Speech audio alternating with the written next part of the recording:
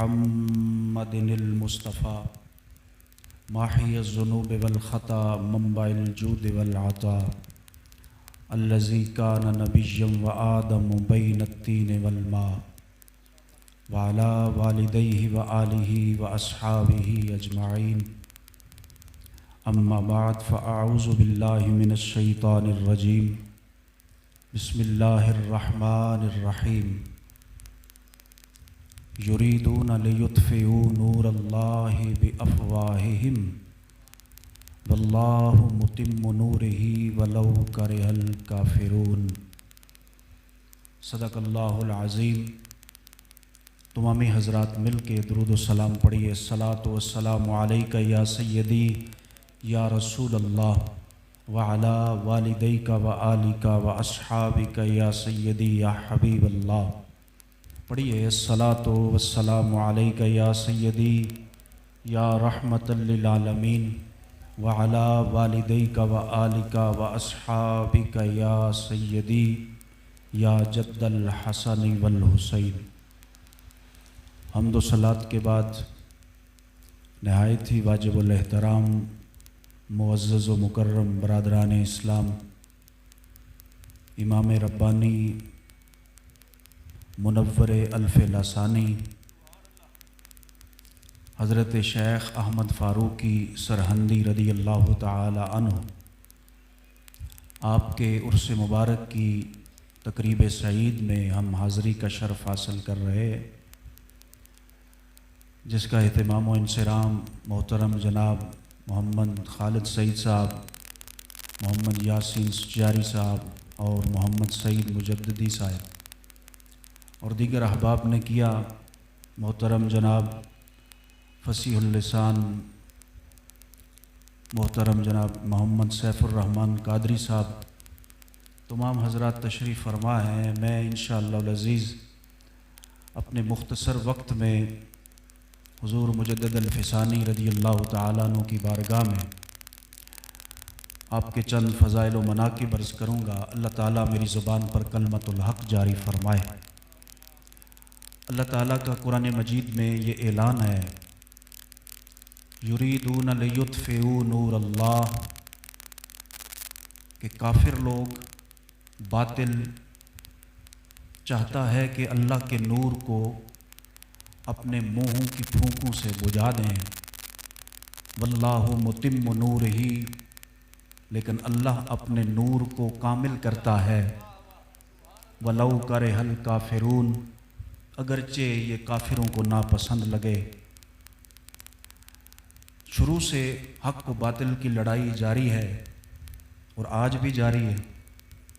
تاریخ اسلام نہیں بلکہ تاریخ انسانیت ہمیں بتاتی ہے کہ جہاں جہاں باطل نظام آیا، اللہ نے اس کی سرکوبی کے لیے اپنے مرد پیدا کیے۔ کہیں انبیاء علیہم السلام اس باطل کو کچلنے کے لیے آئے۔ جب باطل نمرود کی صورت میں آیا تو اللہ تعالیٰ نے خلیل اللہ حضرت ابراہیم کو پیدا فرمایا، اور جب باطل فرعون کی صورت میں آیا تو اللہ تعالیٰ نے حضرت جناب موسیٰ علیہ السلام کو پیدا فرمایا، اور جب باطل عتبہ، شیبہ، ولید، ابو لہب اور ابو جہل کی صورت میں آیا اور سارے فتنوں نے سر اٹھا لیا تو اللہ نے ہمارے آقا و مولا کو اس دنیا میں ختم نبوت کا تاج پہنا کر بھیجا۔ حضور علیہ السلام کے بعد نبی تو کوئی نہیں ہے، لیکن باطل نے جب پھر سر اٹھایا تو اللہ تعالیٰ نے حضرت فاروق اعظم کو بھیجا۔ اس کے بعد باطل نے پھر سر اٹھایا تو اللہ تعالیٰ نے امام حسین رضی اللہ تعالیٰ عنہ کو بھیجا۔ ہمارے بر صغیر کی تاریخ میں اسلام پر ایک سب سے کڑا اور مشکل وقت آیا 10ویں صدی ہجری میں۔ 10ویں صدی میں اسلام پر سب سے بڑا مشکل وقت آیا۔ جو تاریخ پڑھنے والے احباب ہیں یا جو علماء کے قریب بیٹھتے ہیں ان کو اس بات کا بڑا اندازہ ہے کہ جب ایک مغل بادشاہ جہانگیر کا باپ جلال الدین اکبر اس نے اسلام پر حملہ کیا تو اللہ تعالیٰ نے اس وقت اسلام کو زندہ کرنے کے لیے جس شخصیت کو پیدا کیا اس کا نام امام ربانی مجدد الفسانی رضی اللہ تعالیٰ عنہ۔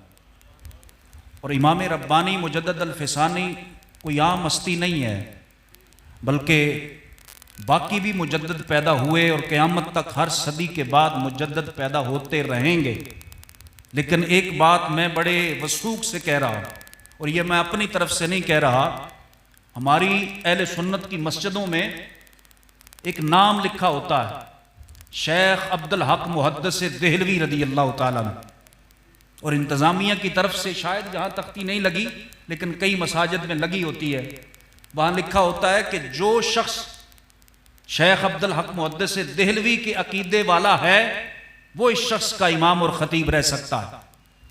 اتنے پائے کہ ہمارے وہ امام ہیں۔ میں اپنی بات نہیں کر رہا، ان کی بات کر رہا ہوں۔ کتاب کا نام ہے اخبار الاخیار، فارسی میں ہے، اور اس میں انہوں نے آخر میں لکھا شیخ عبدالحق محدث دہلوی رحمۃ اللہ تعالی علیہ نے، آپ فرماتے ہیں کہ باقی مجدد صدی کے بعد آتا ہے، لیکن شیخ احمد فاروقی وہ مجدد ہے جو 1000 سالہ مجدد ہے۔ کیا ہے؟ 1000 سالہ مجدد۔ آپ کی تعلیمات اگلے 1000 سال تک رہیں گی۔ اور حضرت مجدد الفسانی رضی اللہ تعالی عنہ، سیدنا حضور غوث اعظم رضی اللہ تعالی عنہ، آپ نے ایک مرتبہ آسمان پر دیکھا کہ نور چھا گیا، اور نور جب دیکھا تو اللہ تبارک و تعالی کی بارگاہ میں عرض کی کہ یا الہی یہ کس کا نور ہے؟ الہام ہوا کہ آپ کے بعد سرہند کی زمین پر ایک ایسا شخص پیدا ہوگا جس کا نام احمد ہوگا، یہ اس کا نور ہے۔ تو حضرت سیدنا غوث اعظم رضی اللہ تعالیٰ عنہ نے اسی وقت اپنا جبہ اتارا، اس میں اپنا سارا فیض، ساری خلافتیں اور ساری نسبتیں دے کر اپنے ایک مرید خلیفہ کو دے دیا۔ فرمایا جب شیخ احمد فاروقی سرہندی سرہند میں جلوہ گر ہوں تو میرا یہ جبہ ان تک پہنچا دینا اور میرا سلام بھی کہہ دینا۔ چنانچہ ان کے حضرت حضور غوث اعظم رضی اللہ تعالیٰ عنہ کے وصال کے تقریباً 450 سال بعد اس سید صاحب کی اولاد سے حضرت شاہ کمال کیتھلی رحمت اللہ تعالی علیہ نے وہ جبہ ان کی نسل میں نسلاً بعد نسلاً چلتا رہا، اور انہوں نے وہ جبہ حضرت امام ربانی مجدد الفسانی کی بارگاہ میں پیش کیا۔ جو حضرت مجدد الفسانی رضی اللہ تعالیٰ عنہ کی حیات کا احاطہ کرنا یہ مجھ جیسے طالب علم کی حیثیت نہیں ہے، لیکن جو آپ نے بہت بڑا کارنامہ سر انجام دیا، جلال الدین اکبر بادشاہ نے اس کے جو درباری مولوی تھے ملا فضل اور فیضی، انہوں نے اس کے کانوں میں کہا کہ دین کو 1000 سال ہو گیا ہے، دین اسلام کو، اب یہ معاذ اللہ پرانا دین ہو گیا ہے، آپ بادشاہ وقت ہیں، مطلق العنان ہیں، آپ کے ہاتھ میں ہے، آپ کوئی نیا دین ترتیب دیں۔ بادشاہ کے دربار میں ہندو، سکھ، عیسائی، یہودی، رافض اور خارجی سارے لوگ بیٹھتے تھے، اور بادشاہ ان کا بڑا قریبی تھا۔ تو درباری ملاؤں نے بادشاہ کو اکسایا تو بادشاہ نے ایک نیا دین ایجاد کیا اسلام کے مقابلے میں، جس کا نام اس نے رکھا دین اکبری۔ کیا نام رکھا؟ دین اکبری اس کا نام رکھا، اور دوسرے لفظوں میں اس نے دین الہی بھی اسے کہا۔ اب اس دین میں تھا کیا، ذرا یہ سنیے، اور پھر سنیے کہ مجدد الفسانی رضی اللہ تعالیٰ عنہ نے دین اسلام کو کیسے دوبارہ زندہ کیا۔ اس دین میں تھا کہ مسجدیں جتنی بھی بر صغیر میں ہیں سب گرا دی جائیں، مدارس ختم کر دیے جائیں، قرآن پر پابندی لگا دی جائے، اذانیں بند کر دی جائیں، جماعت نماز پڑھنے پر پابندی ہے۔ یہ میں کوئی باتیں ہوا میں نہیں کر رہا، آپ بر صغیر کی تاریخ اٹھائیں، مغل بادشاہ جلال الدین اکبر کی، اس نے اسلام پر اتنی پابندیاں عائد کیں، اور ہندوؤں کے جو مذہبی نشانات سے کشکا لگانا اس کو لازم کیا ہر بندے کے لیے، چاہے وہ مسلمان ہے چاہے وہ کافر ہے، اور سورج کو 3 وقت سجدہ کرنا اس نے لازم کر دیا۔ گائے کے ذبح پر اس نے پابندی لگا دی، جتنے بھی ہندو شعار کے مذہبی نشان تھے اس نے سارے اجاگر کر دیے، اور جتنا بھی دین اسلام تھا اس کو سارا پابند کر دیا۔ قرآن پر پابندی، مساجد کو بند کر دیا، مدارس کو گرا دیا، عربی پر پابندی، اذانوں پر پابندی، با جماعت نماز پر پابندی۔ اور اس نے یہ سارا کھیل جب ایک ترتیب دی، کتاب آئین ترتیب دیا بر صغیر کا، تو اس نے باقاعدہ اعلان کیا کہ فلاں دن ہم اس دین کا افتتاح کریں گے، دین اکبری کا، فلاں دن اس کو رائج کریں گے اپنے ملک میں۔ تو بڑے بڑے ملا، بڑے بڑے فقیر اور بڑے بڑے پیر اس وقت اپنی اپنی خانقاہوں میں دبک کر بیٹھ گئے کہ اس بادشاہ کے خلاف کون ٹکر لے گا۔ کوئی عدالت نہیں، کوئی اپیل نہیں، کوئی انصاف نہیں، بادشاہ کے سامنے جو کھڑا ہوتا ہے اس کی گردن اتار دی جاتی ہے۔ لیکن اس وقت اللہ رب العالمین جل جلالہ نے حضرت فاروق اعظم کی نسل سے حضرت شیخ مجدد الفسانی کو دوبارہ پھر کھڑا کیا قدموں پر، اور کھڑا کر کے حضرت مجدد الفسانی رضی اللہ تعالی عنہ، یہ آپ فاروقی النسل ہیں، آپ کا سلسلہ نسب 22 واسطوں سے حضرت فاروق اعظم سے ملتا ہے۔ کتنے واسطوں سے؟ 22 واسطوں سے حضرت فاروق اعظم سے ملتا ہے۔ اور حضرت فاروق اعظم کے بارے میں میرے آقا و مولا نے دعا مانگی تھی، اللہم اعز الاسلام بے عمر ابن الخطاب، یا اللہ اسلام کو عزت دے کہ مجھے عمر فاروق عطا کر دے۔ اسی کا بیٹا، اسی عمر فاروق کا بیٹا، جب اسلام پر اتنا کڑا وقت آیا، اب باقاعدہ طور پر اس نے بہت بڑا پنڈال سجایا، بڑے شامیانے لگائے، بڑے عالی شان میز لگائے، پورے مملکت کے وزراء اعیان سلطنت کو اور بڑے بڑے لوگوں کو دعوت دی کہ آج ہمارے دین کا افتتاح ہو رہا ہے۔ چنانچہ سارے لوگ وہاں آئے، ہندو بھی، عیسائی بھی، سکھ بھی، رافضی بھی، خارجی بھی، وہ سارے خوش تھے کہ آج بر صغیر سے جتنی بھی داتا صاحب نے محنت کی تھی آج اس پر معاذ اللہ پانی پھرنے والا ہے، جتنی بھی خواجہ معین الدین چشتی نے محنت کی تھی آج وہ سارے دین کا دروازہ یہاں بند ہونے والا ہے۔ تو حضرت شیخ احمد فاروقی سرہندی مجدد الفسانی اپنے حجرے سے اٹھے اور اپنے چند مریدوں کو ساتھ لیا، فرمایا اسلام پر اتنا مشکل وقت آ گیا اور میں اپنے حجرے میں بیٹھا رہوں۔ اس بادشاہ نے کیا کیا؟ بڑے عالی شان شامیانے لگائے اپنے بیٹھنے کے لیے، اور سامنے ایک جھونپڑی لگائی پٹے ہوئے خیمے والی، اس پر لکھا یہ دربار محمدی ہے معاذ اللہ، اور باسی دال، ٹوٹا ہوا گھڑا اور ٹوٹا ہوا پیالہ وہاں رکھ دیا اور کہا یہ دربار محمدی ہے۔ اور جو اپنا دربار اس نے سجایا تھا نا، اس پر لکھا یہ دربار اکبری ہے۔ بڑے بڑے اچھے قسم کے کھانے کھلائے گئے، ماشاءاللہ تشریف، بڑے بڑے اچھے انتظام کیے گئے۔ اب کیا ہوا؟ حضرت مجدد الفسانی اس ٹوٹے ہوئے خیمے میں جا بیٹھے جس پر لکھا ہوا تھا یہ دربار محمدی ہے، اور حضرت مجدد الفسانی رضی اللہ تعالیٰ عنہ کے پاس کوئی اسلحہ نہیں، کوئی تلوار نہیں، کوئی تیر نہیں، کوئی لاہو لشکر نہیں ہے، صرف جو 2-4 درویش آپ کے ساتھ ہیں۔ حضرت مجدد الفسانی رضی اللہ تعالیٰ عنہ نے اللہ کی بارگاہ میں ہاتھ اٹھا دیے کہ مالک آج تیرے نبی کو، تیرے نبی کے دین پر مشکل وقت ہے، یا اللہ میں نہتا ہوں، میرے ہاتھ خالی ہیں، لیکن میرے پاس جو کچھ تھا وہ لے کر آ گیا، میرے پاس جو کچھ تھا وہ لے کر آ گیا ہوں، یا اللہ یہ سامنے بادشاہ ہے اور یا میں سینہ تان کر بیٹھ گیا ہوں، یا اللہ اس بادشاہ کو مہلت نہ دے کہ یہ اس دین کو رائج کر سکے۔ قضا مولانا روم فرماتے ہیں گفتہ او گفتہ اللہ بود گرچہ از حلقوم عبداللہ بود، اللہ کا بندہ جب زبان سے بات کرتا ہے تو وہ بات پھر اس کی نہیں رہتی، جب اس کی زبان سے نکل جاتی ہے تو وہ بات اللہ کی ہو جاتی ہے۔ وہ بات کس کی ہو جاتی ہے؟ اللہ کی ہو جاتی ہے۔ حضرت مجدد الفسانی نے دعا مانگی، یا اللہ اس بادشاہ کا بیڑا غرق کر دے۔ ابھی یہ جملے نکلے تھے کہ اتنا سخت طوفان آیا، آندھی چلی اور ایسا ہوا کا پریشر بنا کہ جتنے بھی بادشاہ نے خیمے لگائے ہوئے تھے وہ سارے جڑوں سے اکھڑ گئے، ان کے رسے ٹوٹ گئے، اور بادشاہ تخت پر بیٹھا ہوا تھا۔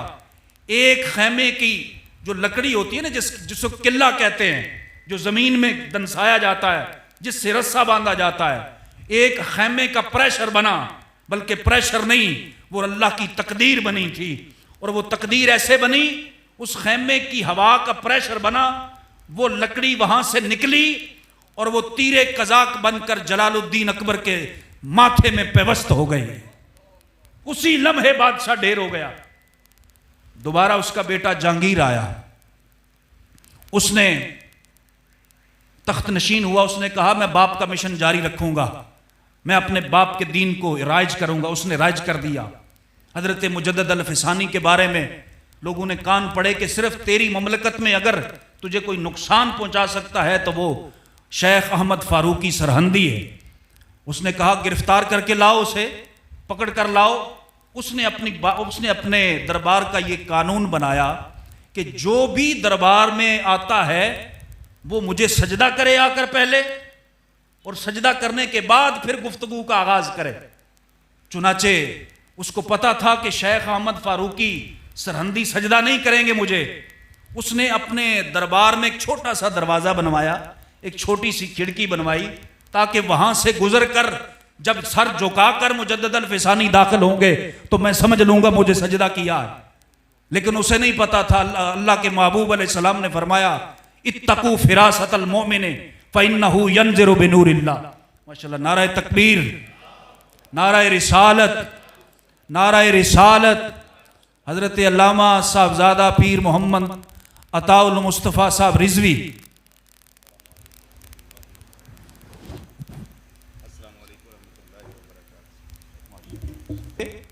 تو ہم سمجھ لیں گے کہ سجدہ کر دیا ہے، سر جھک جائے گا ان کا، لیکن حضور علیہ السلام نے فرمایا اتقوا فراست المؤمن فإنه ينظر بنور اللہ۔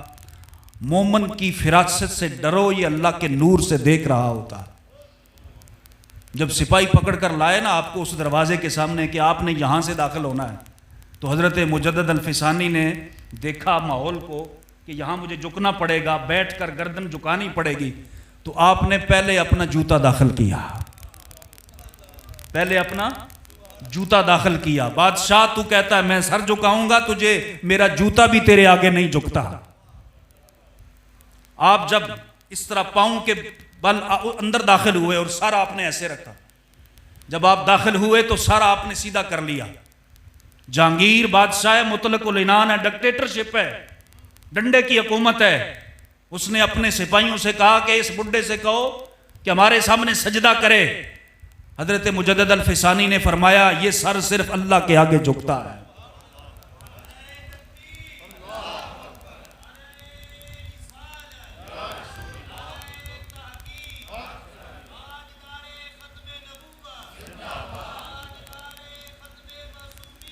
زندہ باد۔ آپ نے فرمایا یہ سر صرف اللہ کے آگے جھکتا ہے، کسی غیر کے آگے نہیں جھکتا۔ اس نے پہلوان بلائے، پہلوان بلا کر حضرت مجدد الفسانی کے سر کو جھکانا چاہا، اور تاریخ میں لکھا ہے کہ اس نے اب پہلوان بلا کر جب حضرت مجدد الفسانی کو زیر کرنا چاہا تو حضرت مجدد الفسانی نے صرف اپنی گردن ایسے کر لی۔ وہ سارے پہلوان مل کر بھی حضرت مجدد الفسانی کا سر سیدھا نہیں کر سکے، ایسے کر لی گردن، وہ ایسے نہیں کر سکے تو جھکانا کیا ہے؟ علامہ اقبال کر لکھتا ہے گردن نہ جھکی جس کی جہانگیر کے آگے، ہے جس کے نفس گرم سے گرمی احرار، وہ ہند میں سرمایہ ملت کا نگہباں، اللہ نے جسے کیا بر وقت خبردار۔